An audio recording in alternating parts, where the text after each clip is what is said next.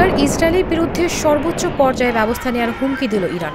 দেশটির পররাষ্ট্রমন্ত্রী হোসাইন আমির আবদুল্লাহিয়ান বলেছেন, ইসরায়েল যদি ফের ইরানে হামলা চালায় বা তেহরানের সর্ববিরোধী কাজ করে, তাহলে আমরা তাৎক্ষণিকভাবে সর্বোচ্চ পর্যায়ে জবাব দেব।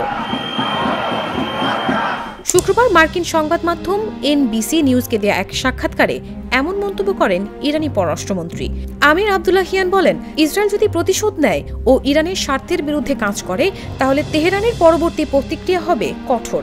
ইসরায়েল ফের দুঃসাহস করলে সর্বোচ্চ স্তরের প্রতিক্রিয়া দেখাতে আমাদের দেরি হবে না। এনবিসি নিউজকে তিনি বলেছেন, শুক্রবার ভোরে ইরানের মধ্যাঞ্চলীয় শহর ইস্পাহানে ড্রোন হামলা চালানো হয়। ইরানি পররাষ্ট্রমন্ত্রীর দাবি, ড্রোনগুলো ইসরায়েল নয় বরং অনুপ্রবেশকারীরা করেছে।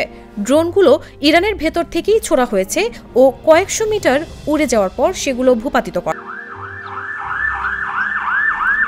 আবদুল্লাহিয়ান বলেন, এগুলো ড্রোন নয়, খেলনার মতো কোনো বস্তু।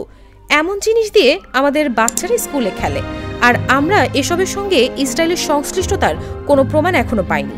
বিষয়টি তদন্ত চলছে।